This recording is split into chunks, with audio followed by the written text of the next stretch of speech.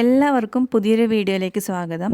അപ്പോൾ ഇന്നത്തെ വിഷയം എൻ്റെ തംബ്നെയിലിൽ പറഞ്ഞതുപോലെ തന്നെ കേരളത്തിലെ വളരെ പ്രശസ്തരായ രണ്ട് വ്യക്തികൾ അവരുടെ നാശത്തിന് കാരണമായ വീടും ആ വീടും വാസ്തുശാസ്ത്രവും തമ്മിലുള്ള ബന്ധത്തെക്കുറിച്ചാണ്.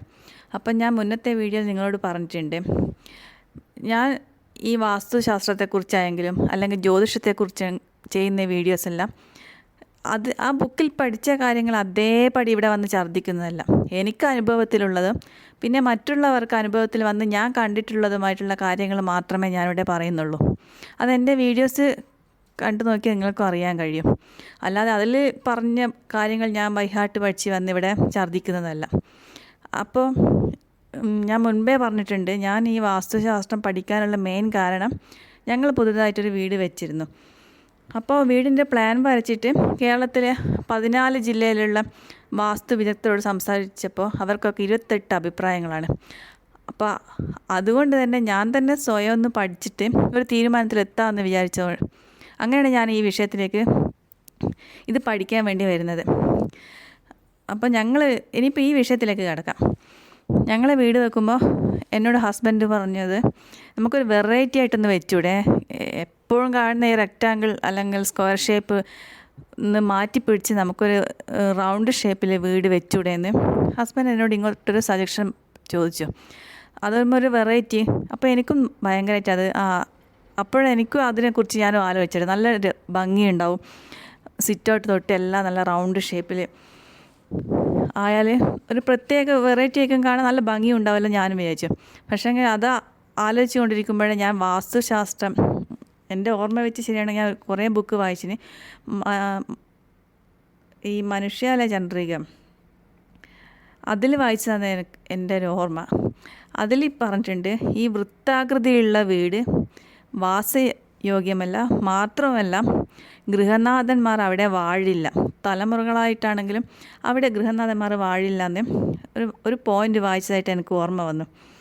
അപ്പോൾ നമ്മളൊരു മനസ്സിലൊരു കാര്യം ആഗ്രഹിച്ച്, അപ്പോൾ അത് നടക്കില്ല, അത് ഇങ്ങനെ ഒരു തടസ്സം മുന്നിൽ കണ്ടാൽ ആരുടെ മനസ്സിലായാലും അതൊരു ടെൻഷനും മൊത്തത്തിലൊരു കൺഫ്യൂഷനായിരിക്കും. അപ്പോൾ എനിക്കും അത് ശരിയായിരിക്കുമോ, ആ വാസ്തു അതിൽ പറഞ്ഞ കാര്യം പ്രാക്ടിക്കലായിരിക്കെങ്കിലും അനുഭവത്തിൽ വന്നിട്ടുണ്ടോ എന്നുള്ള അറിയാനോ. എനിക്കാണെങ്കിൽ ആ വൃത്താകൃതി തന്നെ വീട് പ്ലാൻ ചെയ്യണമെന്നുള്ള ഭയങ്കരമായിട്ട് ആഗ്രഹം.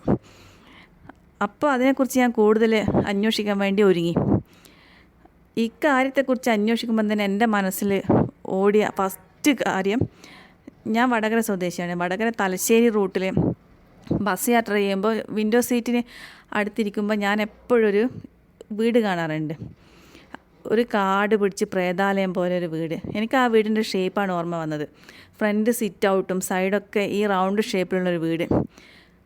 അപ്പോൾ എൻ്റെ മനസ്സിൽ ആദ്യം ഓടിയെത്തിയ കാര്യം ഈ വീടാണ്. പിന്നെ എന്നോട് +2 പഠിച്ച എൻ്റെ ഒരു ഫ്രണ്ട് ആ വീടിനടുത്തായിട്ടാണ് അവളുടെ വീടും. ഞാൻ അവളുടെ വീട്ടിൽ പോകുമ്പോൾ ഈ വീട് ശ്രദ്ധിച്ചിരുന്നു. അപ്പോൾ ഞാൻ അവളെ വിളിച്ച് കാര്യം ചോദിച്ചു, നിനക്കറിയാവോ ആ വീട് ആരുടേതാണെന്ന്, അവിടെ എന്താ ഇങ്ങനെ താമസം ആരും ഇല്ലാത്തതെന്നൊക്കെ ചോദിച്ചപ്പോൾ അവൾ പറഞ്ഞു, അവിടെ ഹൗസ് വാമിങ് കഴിഞ്ഞു, പിന്നെ അതിൻ്റെ ഓണർ മരിച്ചു, പിന്നെ അവിടെ ആരെയും കണ്ടിട്ടില്ല, അവരെവിടെയൊക്കെ പോയിന്ന്. അപ്പം തന്നെ എനിക്ക് ഈ വാസ്തുശാസ്ത്രം ആ ബുക്കിൽ വായിച്ചത് ഇതും തമ്മിൽ കണക്റ്റായി. പിന്നെ എനിക്ക് ഇതിനെക്കുറിച്ച് കൂടുതൽ അറിയാനും താല്പര്യമായി.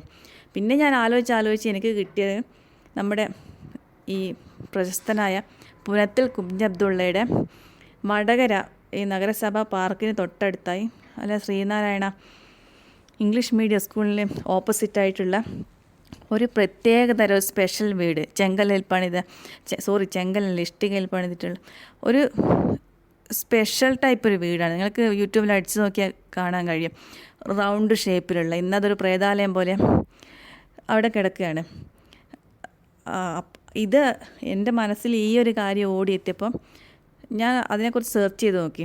പക്ഷേ സെർച്ച് ചെയ്തപ്പോൾ നമുക്ക് അത്ര ഡീറ്റെയിൽസ് വിശ്വസിക്കാൻ പറ്റാത്ത തരത്തിലുള്ള പല കാര്യങ്ങളാണ് കിട്ടിയത്. പിന്നെ ഞാൻ ആലോചിച്ചപ്പോൾ ഇദ്ദേഹത്തെ ഞാൻ നേരിട്ട് കുറേ പ്രാവശ്യം കണ്ടിട്ടുണ്ട്.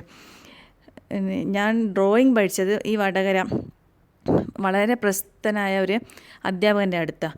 അയാളുടെ ഏറ്റവും ബെസ്റ്റ് ഫ്രണ്ട് എന്ന് പറയാൻ കാരണം പുനത്തിലും ഇദ്ദേഹം തമ്മിലുള്ള ആ ഒരു ബന്ധം കണ്ടാൽ തന്നെ അറിയാം, ഒരു സാധാരണ ഒരു ഫ്രണ്ട്സുമാർ തമ്മിലുള്ളത് അത്രയ്ക്കും ക്ലോസ് ആയിട്ടായിരുന്നു എന്നെ ഈ പഠിപ്പിച്ച അധ്യാപകനും പുനത്തിനും തമ്മിലുള്ള ബന്ധം. അപ്പം ഞാൻ ആലോചിച്ചപ്പോൾ ഈ അധ്യാപകൻ ഞാൻ തമ്മിൽ നല്ല ബന്ധത്തിലാണ്. ഞാൻ 5ാം ക്ലാസ് മുതൽ 8ാം ക്ലാസ് വരെ മാത്രമേ പഠിച്ചിട്ടുള്ളൂ എങ്കിലും ഞാൻ അയാളുമായിട്ട് കണക്ഷൻ ഉണ്ടായിരുന്നു. അയാൾക്കും ഇപ്പോൾ ഒരു 90 വയസ്സ് കൂടുതലായി. എന്നാൽ എന്നെ മറന്നൊന്നും പോയിട്ടില്ല. എൻ്റെ വിവാഹത്തിന് വരുമോ, ഞാനും അയാളുടെ മക്കളുടെ വിവാഹത്തിനൊക്കെ പോയിട്ട് നല്ല ക്ലോസ് ബന്ധമായിരുന്നു. അപ്പം ഞാൻ സാറിനെ പോയി കണ്ട് ഞാൻ ഇങ്ങനെ ചോദിച്ചു, സാറിൻ്റെ മാഷിൻ്റെ ബെസ്റ്റ് ഫ്രണ്ടായിരുന്നു സാർക്ക് അവരെക്കുറിച്ച് എന്തെങ്കിലും ഡീറ്റെയിൽ ആയിട്ട് കാര്യങ്ങൾ അറിയാമെന്ന്. അപ്പം സാറിങ്ങനെ ഓരോ കാര്യങ്ങൾ പറഞ്ഞു എന്നോട് പറഞ്ഞു, വടകര ശ്രീമണി ബാർ ശ്രീമണി ബാർ വടകര വന്നവർക്കെല്ലാം അറിയാൻ കഴിയും. ഒരു പ്രത്യേക ചെങ്കലിൽ പണിത കാണാൻ വളരെ ഒരു ഡിഫറെൻറ്റ് ഡിസൈൻ ആയിട്ടുള്ളൊരു ബാറായിരുന്നു. ഹൈവേൻ്റെ സൈഡ് തന്നെ പുതിയ സ്റ്റാൻഡ്, വടകര പുതിയ സ്റ്റാൻഡിന് നേരെ ഓപ്പോസിറ്റ് ഉള്ളത്. പക്ഷെ ഇപ്പോൾ അത് ഹൈവേക്ക് വേണ്ടി മൊത്തം പൊളിച്ചു കളഞ്ഞു. ആ ബാറും ആ റോയിലുള്ള കെട്ടിടങ്ങളൊക്കെ ഈ പുനത്തിലിൻ്റെ ഉടമസ്ഥതയിലുള്ളതായിരുന്നു. ഒരുപാട് സ്വത്ത്, ഇഷ്ടംപോലെ പൈസയെല്ലാം ഉള്ള ഒരു മനുഷ്യനായിരുന്നു അദ്ദേഹം എന്ന് പറഞ്ഞു. അപ്പം ഞാൻ ചോദിച്ചു, ആ വീട് അവിടെ എത്ര കാലം അദ്ദേഹം താമസിച്ച് ചോദിച്ചു. ആ വടകര തന്നെയുള്ള ആ വീട്ടിൽ. അപ്പോൾ എന്നോട് മാഷ് പറഞ്ഞു, ആ വീട് എടുത്തതോടുകൂടി അവൻ്റെ അധപ്പതനം ആയിരുന്നു. ഇവിടെ അവൻ എന്ന് പറയുന്നത് അവർ തമ്മിലുള്ള അത്രയും ക്ലോസ് റിലേഷൻ വെച്ചിട്ടാണ് മാഷ് അവൻ എന്ന് പറയുന്നത്. അതോടുകൂടി ഈ പുനത്തിൻ്റെ അധപ്പതനം തുടങ്ങി എന്ന് പറഞ്ഞു. പിന്നെ മുഴുക്കുടിയനായി, പിന്നെ ഈ ഉള്ള പ്രോപ്പർട്ടീസ് എല്ലാം വിറ്റ് തുലച്ച് വൈഫുമായി ഡിവോഴ്സ്ഡായി, അങ്ങനെ മൊത്തത്തിൽ പ്രശ്നമായെന്ന് പറഞ്ഞു. അപ്പോൾ ഞാൻ തേടി നടന്ന വിഷയത്തിൻ്റെ 2ാമത്തെ ഉദാഹരണം എനിക്ക് കിട്ടി. ആദ്യത്തേത് ഞാൻ പറഞ്ഞില്ല, റോഡ് സൈഡിലുള്ള വീട്, 2ാമത് പുനത്തിലുള്ള വീട്. അപ്പോൾ അത് രണ്ടും ഈ വാസ്തുശാസ്ത്രം ബുക്കിൽ പറഞ്ഞതായിട്ട് കണക്റ്റാണ്. പിന്നെ ഞാൻ ആ സമയത്തൊക്കെ ഹോം ടൂർ വീഡിയോസ് കാണാറുണ്ടായിരുന്നു.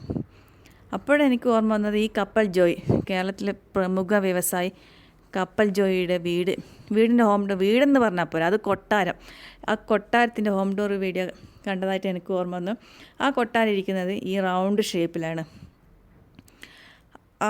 ആ റൗണ്ട് ഷേപ്പും പിന്നെ ഈ ജോയിയുടെ മരണവും, ആ വീടെടുത്തിട്ട് അദ്ദേഹത്തിന് അവിടെ താമസിക്കാൻ കഴിഞ്ഞിട്ടില്ല, പെട്ടെന്ന് തന്നെയുള്ള മരണവും. പ്രത്യേകിച്ച് ഈ വാസ്തുശാസ്ത്രത്തിൽ പറഞ്ഞത് ഈ റൗണ്ട് ഷേപ്പ് വടക്ക് ഭാഗത്താണ് ഗൃഹത്തിൻ്റെ റൗണ്ട് ഷേപ്പിൽ വരുന്നതെന്ന് വെച്ചാൽ ഗൃഹനാഥൻ ഒട്ടും അവിടെ വാഴില്ല എന്ന് പ്രത്യേകം പറഞ്ഞിട്ടുണ്ടായിരുന്നു. അപ്പോൾ അതും ഞാൻ വെച്ച് അന്വേഷിച്ചതിൽ ഈ കപ്പൽ ജോയിയുടെ അദ്ദേഹത്തിൻ്റെ വീടിൻ്റെ ദർശനവും വടക്ക് ഭാഗത്തായിട്ടാണ് അറിയാൻ കഴിഞ്ഞത്. ഞാനവിടെ പോയിട്ടൊന്നുമില്ല. ഈ വയനാട് മാനന്തവാടിയിലുള്ള വീട് നിങ്ങൾക്ക് സെർച്ച് ചെയ്ത് നോക്കിയാൽ വീടും ഇതൊക്കെ കാണാൻ കഴിയും. അപ്പോൾ ഈ 3 സംഭവങ്ങളും ഈ വാസ്തുശാസ്ത്രത്തിൽ പറഞ്ഞ കാര്യമായിട്ട് കണക്റ്റ് ആയപ്പോൾ ഞങ്ങൾ ആ ഒരു കാര്യം എന്ന് വെച്ചാൽ റൗണ്ട് ഷേപ്പിൽ നമുക്കും വീടെടുക്കാമെന്നുള്ള കാര്യം പാടെ ഉപേക്ഷിച്ചു. അപ്പോൾ ചില കാര്യങ്ങൾ എല്ലാം എന്നല്ല, ഞാൻ പറഞ്ഞില്ല നിങ്ങളോട്, എനിക്ക് അനുഭവത്തിലുള്ളതും മറ്റുള്ളവർക്ക് കണ്ടിട്ടുള്ളതുമായിട്ടുള്ള കാര്യങ്ങൾ മാത്രമേ ഞാൻ ഈ ചാനലിലൂടെ നിങ്ങളോട് പറയുന്നുള്ളൂ. അപ്പോൾ ഇതുപോലത്തെ ഇപ്പോൾ ഞാനീ പറഞ്ഞത് കേട്ടപ്പോൾ നിങ്ങൾക്ക് തന്നെ ഏകദേശം ഒരു മനസ്സിലായിട്ടുണ്ടാകും അതിൽ എത്രത്തോളം സത്യമുണ്ടെന്നുള്ള കാര്യം. അപ്പോൾ നിങ്ങൾക്ക് എൻ്റെ ചാനലിലൂടെ ഈ ജ്യോതിഷം സംബന്ധിച്ചുള്ള വാസ്തു, പിന്നെ ചെറിയ കൊച്ചു കുട്ടികൾക്ക് എളുപ്പത്തിൽ ചിത്രം വരയ്ക്കാനുള്ളത്, പിന്നെ എനിക്ക് കുറച്ച് ചെറുതായിട്ടൊരു കൃഷിയൊക്കെ ഉണ്ടായിരുന്നു, അതിനെക്കുറിച്ചും, പിന്നെ വീടിൻ്റെ പ്ലാൻ വേണമെങ്കിൽ അതുപോലെ തന്നെ മറ്റ് കുറച്ച് വിനോദങ്ങളൊക്കെ എൻ്റെ ചാനലിലൂടെ നിങ്ങൾക്ക് കാണാൻ കഴിയും. നിങ്ങൾക്ക് എൻ്റെ ഈ വീഡിയോ ഇഷ്ടപ്പെട്ടെങ്കിൽ ഇനി ഇതുപോലത്തെ എൻ്റെ അനുഭവത്തിലുള്ളതായിട്ടുള്ള മറ്റ് പല വീഡിയോസും തുടർന്ന് ഇടുന്നുണ്ട്. നിങ്ങൾ എൻ്റെ ചാനൽ സബ്സ്ക്രൈബ് ചെയ്യണം, കൂടെ ഷെയർ ചെയ്ത് തന്നെ സപ്പോർട്ട് ചെയ്യുകയും വേണം. Thank you.